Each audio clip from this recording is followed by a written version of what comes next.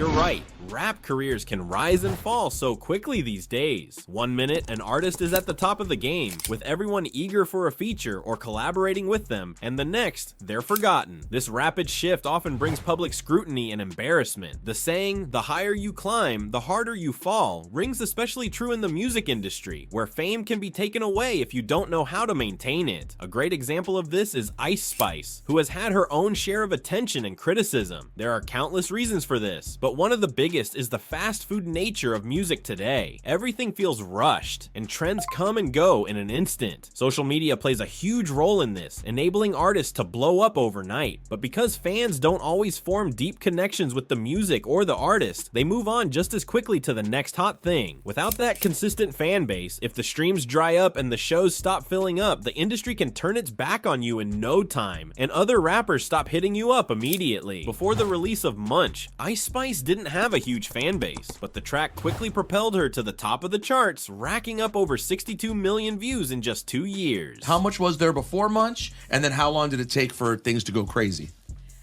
So there was a couple songs before Munch. It was probably like 4 songs, I think. Her success opened the door to high-profile collaborations with artists like Cardi B, Nicki Minaj, Taylor Swift, and Pink Pantheress, boosting her estimated net worth to over $9 million. Soon after, rumors began circulating about her relationship with Drake, as they were frequently spotted together. She also started headlining large performances, where she will get on, shake that ass, and the crowd will eventually go wild. Her career was soaring, especially after the release of her EP, which featured hits like Bikini Bottom and a collaboration with her longtime idol, Nicki Minaj. When I met Nicki, right, for the first time in person, I was like at her studio and she was like doing her glam and stuff. And Were you then nervous? I was nervous. Yeah. She came out, right? Yeah. And I was fine. But she came out and she looked at like my manager, James, and like Riot and stuff, and my photographer and everything. And then she came at me. And when she came to me Wow. and she hugged me, I started crying because it just felt like I cried, but I walked away. Like, I didn't say anything to her. I was just like... But just 2 years later, things seemed to take a turn for the worst. What went wrong? Over time, the focus shifted more to the sexual aspect of her content rather than her music. It became evident that people were attending her concerts more for the spectacle than for the actual music. Ice Spice! Get on my face, please! Please, get on my face! Please. Even though she was putting on a great show, she believed that her body wasn't the only reason people were showing up. I feel like a lot of people think that, oh, I'm just like this like pretty girl that like posts on Instagram, but there's like millions of pretty girls that post on Instagram, and like, you know, you have to really contribute to the culture in order to like matter. Although no one could deny that she made great music, once she started losing weight, the complaints started pouring in. She began losing thousands of subscribers each week. Once fans noticed she wasn't twerking as much during her concerts, attendance began to drop. Those who did show up eventually started booing her off stage. Her management clearly didn't anticipate this shift. They should have tried to compensate with a more solid performance, something on the level of what fans would expect at a Travis Scott show. Instead, she was just bouncing around the stage until her mic was cut off.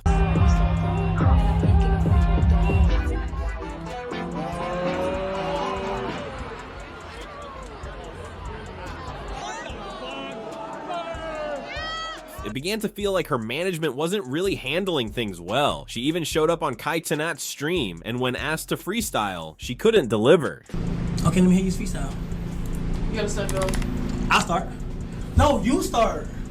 Instead, she started twerking. I mean, any management team should ensure their artist has at least a couple of bars ready for moments like that, but that was just the beginning of the issue. Fans began speculating that her weight loss was due to Ozempic, an anti-diabetic medication used to treat type 2 diabetes. Of course, she denied the accusations, attributing her transformation to her time in the gym. You look so good, your body is so big. I actually came on here to talk about that real quick. I wish y'all never learned the word Ozempic. That's one thing I wish. No, they learned it and haven't stopped saying it since. Everybody is on the Oh my god, like what even is Ozempic? You lazy has never heard of a gym. It's called eating healthy. It's called being on tour. Yeah. What the hell? Maybe so if I was sitting home all day, it'd be easier to stay big. Where the hell is Ice Spice Booty? I mean, getting healthy is definitely something to celebrate, and I give her credit for that. But her behavior towards the people she worked with wasn't great either. As a result, people started calling her out, including her longtime friend Cleo Trappa. Nobody should make you feel less than or make you feel like shit because they gave you an opportunity. The two had been friends for several years, but their friendship was largely tied to content creation. It's like every time she's like inviting me out, because we never chilled on some like chill shit, bro. Like it was never like just some chill. It was always like in the blogs the next day and the song is dropping too. So it was like, what? This girl kind of uses me for her rollouts. But Spice reached out to her a day before her tour, inviting her to join her on tour. So the ending of July, I get a call from Ice very early in the morning. Cleo, come on tour with me. I miss you. Come.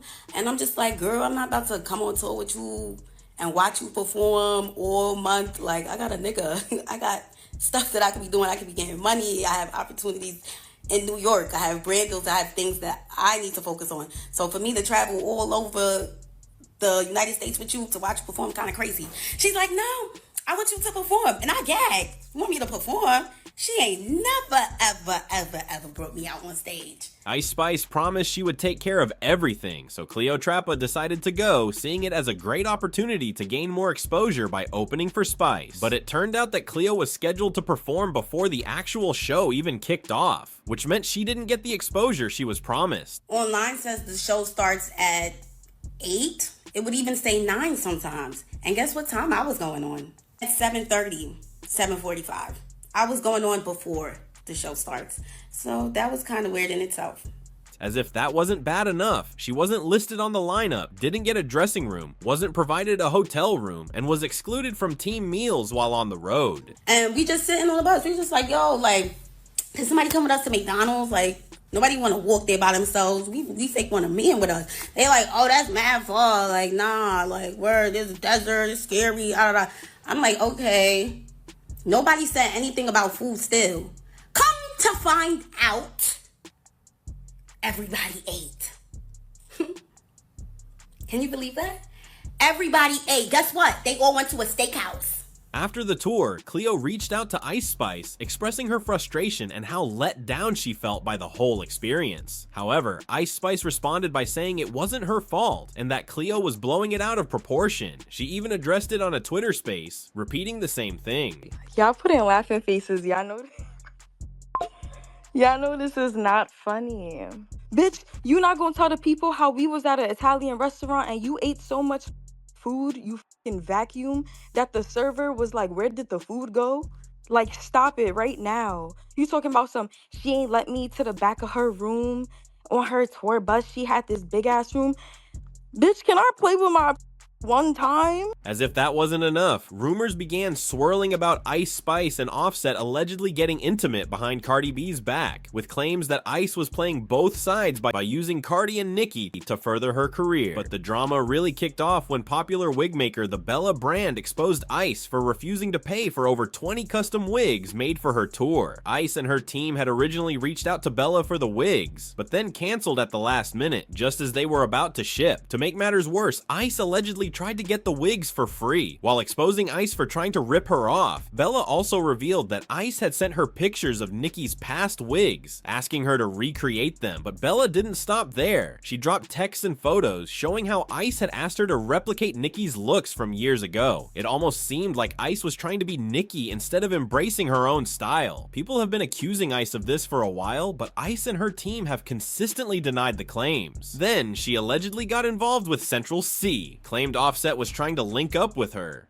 got into a feuds with Cardi, Drake, and several other celebrities in the industry. The whole situation is just screaming messy. This, along with other factors, ended up derailing her career, but only time will tell what the future holds. Thanks for watching until the end, and until next time, stay grinding.